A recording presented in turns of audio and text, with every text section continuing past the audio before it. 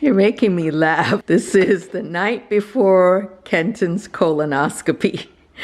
Why's he got a blanket on? Maybe I'll let you answer that in your own words. Why do you have a blanket on, Boo? I'm drinking ice cold water.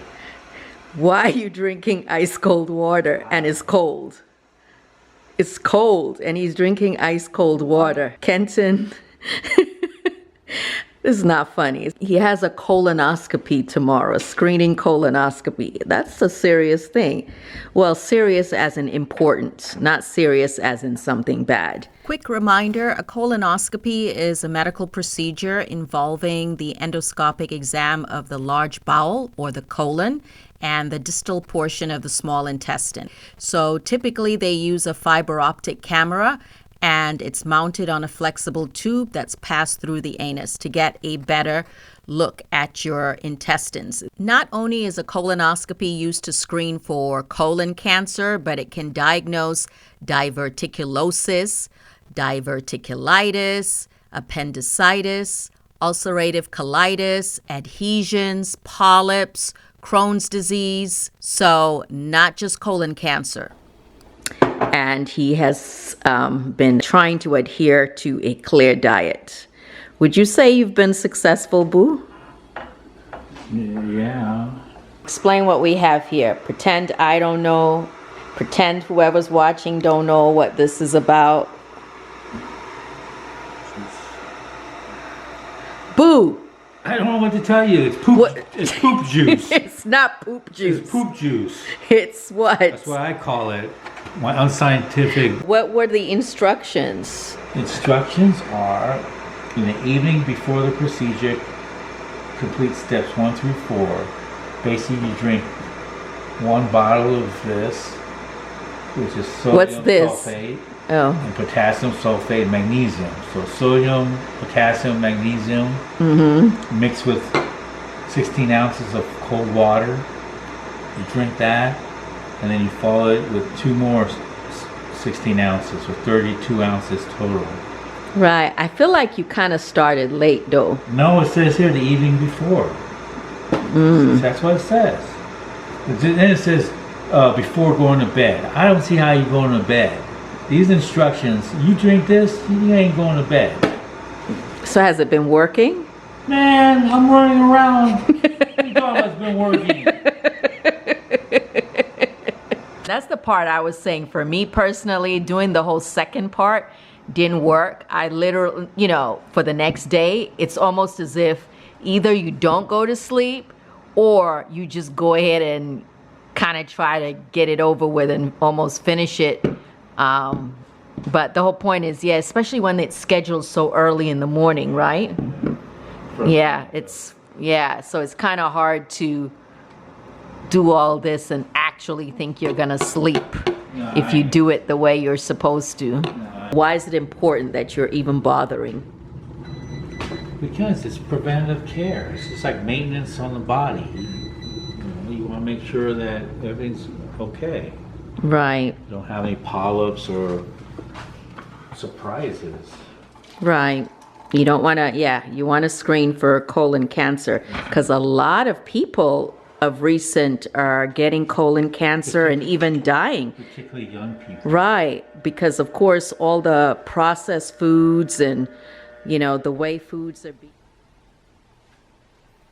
I might need to water that plant. Oh, you guys haven't said hello to my little mice in a while. Haven't seen them in a while. They're living good. Or they're living well. Correct English, Habiba. Yeah, you see them? There's Kareem cooking with the little rice cooker down there. And then there's Mr. Khalid Mouse sitting on the chair. And then up here is Mariam Mouse. Up there. See ya? I wonder what she's reading. And just to give you an idea of scale, just look at my hand. Look how tiny this is. I bought these little props separately. This is like a little Starbucks drink here. It's probably like my green tea frappuccino that I like. And then look at this little book. Teeny, teeny, tiny little book. I would open that little cabinet for you, but maybe another day. And then look, just look how tiny these are. Little teapots. Be careful, Habiba. See that? Teeny, teeny, tiny teapot. Definitely feels like fall. I mean, it's still rather warm, unseasonably warm at times in the day, but at night it's really cold, really, really cold. For example, look how messy it is over here, but I don't mind seeing all the pine cones. Problem is, even when you clear it up, like the next day, it's messy again. This is like not far from the garage. And to think people pay for these things. There's a lot of craft you can do with this. You can spray paint them with gold paint or silver paint and make Christmas decorations. Or you can spray them with a little bit of white artificial snow. That's kind of pretty too. I don't know if I'm going to decorate this Christmas or not. Like, I haven't been feeling like decorating, but when I do, I sometimes like to use some natural elements. So if you watched my Christmas decorating videos from last year, you'll see I often take some pieces of like holly like this, and I use it to make garlands or wreath, and it comes out so pretty and it lasts through the whole winter. So yeah, using this or boxwood is also nice. See, this hedge is also boxwood. Needs a little bit of trimming. But yeah, these beautiful delicate leaves are really nice for decorating. You can also use them like with your flower arrangements. So yeah, go outside. Well, I know some of you may not have all of this greenery, but for those who do, sometimes you don't need to buy everything from the store. You can just go out into your yard. You know what I'm doing? Procrastinating taking out my braids. That's what I'm doing. There's a plane, a small plane flying above. I don't know if you can see it. It's gone by. Anyway, I was saying I am procrastinating taking out these braids. I have loved them, and these are the longest braids that I've had, or longest braids that I've installed myself. Pretty much waist length boho knotless braids. I am procrastinating taking out these braids that I have loved. This is hair from YWIGS. If you're interested, the link is in the description box as usual. Pretty good hair. It's gonna take me a while, but I'm also looking forward to showing you some new hair or a new style that I'm gonna be wearing with color. So this is going to be something pretty with color that looks also very, very natural. Okay, but very different than this. So we'll see. It's gonna be a pain taking this out, but you know what? It was worth it because you put it in and then you don't worry about your hair for a while. So every time we've gone on a trip, I have installed new hair. I know that sounds funny to someone who doesn't do that. That sounds really strange, I can imagine, to someone who does not wear anything but their God-given hair. I know, it's strange, but for those who do, it's normal. By the way, Kenton's sleeping because he really did not get much sleep last night after, you know, having to take the prep for his colonoscopy. So I'm happy he finally got it over with. Yeah, so anyway, we'll talk to him when he wakes up. We'll talk to him about his experience. But Kareem took him for the colonoscopy, and I got to speak with Kareem about the whole experience. But he wasn't doing a lot of farting. What? Why was he doing a lot of farting before? Yeah.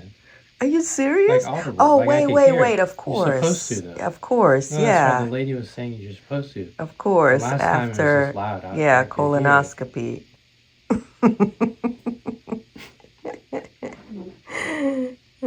So typically, this is what I do when I'm going to bed. I just put it on top of my head loosely and then just put it in a bun like this. Like that. That's what I do. Because I sleep, you know, on my side, so I don't want it here, and I sleep on my sides, or sometimes I lay on my back. So again, that's why I want the back kind of flat. So I do this, and then I put a scarf and go to bed. You just woke up. Well, you look rested, but maybe a little groggy. Still groggy from the anesthesia. They said that should be driving her, making any legal or medical decisions today. That's what you took from it? No, that's what they told me. It says here too.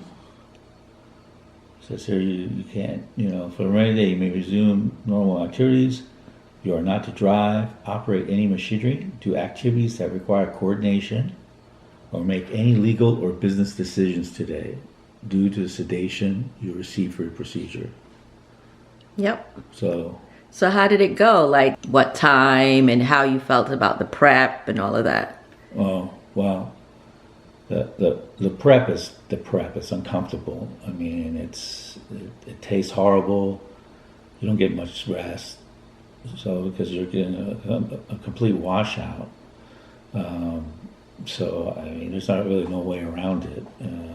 There's not much you can do to make it pleasant. It's just the way it is. Right. So it's just drink plenty of water, and I think the best thing was to, you know, have a clear diet before, a day or two before, to make it as effective as possible. But other than that, I think that's really the worst part of the whole thing. Other than, you know, the staff, the team, everything else was very good. So, you know.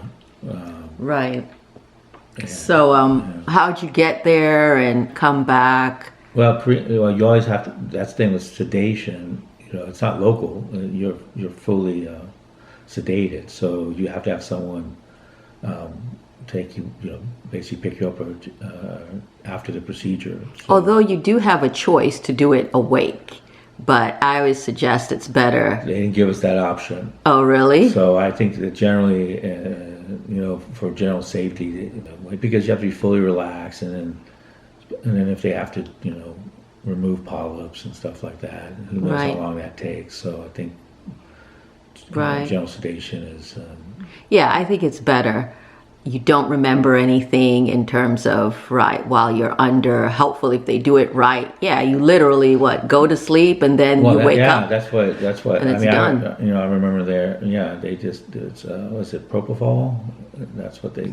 Most times. Yeah, well, for me, that's what it was. So, you know, so it just came and the nurse anesthetist, she was very nice. She was like, "All right, have a nice nap." And then I see her put the in the IV, the propofol, and then next you know, I'm waking up and there's Kareem looking at me. Yeah, Kareem was like, last time he thought you were twitching, but this time you weren't twitching. You gave him the Well, finger. He said, "Huh?" He said you woke up and gave him the finger. I don't remember that. That's what he said. Oh, he's just telling stories. I don't remember that. So. Now, did they tell you anything about the results, or when you find out? What did they tell you? They'll say they'll take. Well, if there are polyps and they remove it, they have to then have it tested Right, and send it to pathology. So that can take a couple of weeks. right. But they actually, on the forms, they actually show you their pictures of your intestines and, yeah, diverticular disease and polyps. Yeah. So yeah, polyps, in case you're interested, polyps can be benign. Obviously, most people that have polyps, it's benign, but they can also be malignant or cancerous, which only the biopsy can tell you. But most times it's benign. But then diverticulosis, I wouldn't say everyone has, but your risk goes up with age, obesity, low fiber diet, genetics, high fat diet. Yeah, but I've had a history of it. You've had it for a while though. But the thing is, you don't want it to progress because it goes from mild to moderate to severe, and it can develop into diverticulitis, which is an infection of those pouches when food or waste gets stuck in them. Right. Yeah, so that's why, right? So that's why I try to avoid, diet that will cause that type of inflammatory reaction and stuff like that. Right. But we could certainly do better with the fiber, eating better, healthier. Even though sometimes they don't know the absolute cause of it. Some people just, again, tend to have it because of genetics. Anyway, so. Well, I read that stress can do it. Oh my God, Kenton. Marital stress. Yeah, marital That's stress. what he wrote in here. He did not write that there. He said, here it is. It says here, inflammation of the bowels is directly related to marital stress. Particularly being married to Habiba Tanal, right? Did it actually say that? Yeah, go ahead. It does. It says rectal inflammation, that's what it says, and sphincter spasms are due to excessive marital stress. Bye, Kenton. I'm just sharing. All right. All righty. Bye. Anyway, I hope the pathology comes up fine. Yeah, Hopefully it will. we'll find out. Thank you so much for watching Kenton and Habiba, and I hope you're enjoying the daily vlogs. I'm trying to infuse a little bit of education, but also some humor into it. Don't forget to thumbs up. Don't forget to leave a comment. And again, thank you so much. See you tomorrow.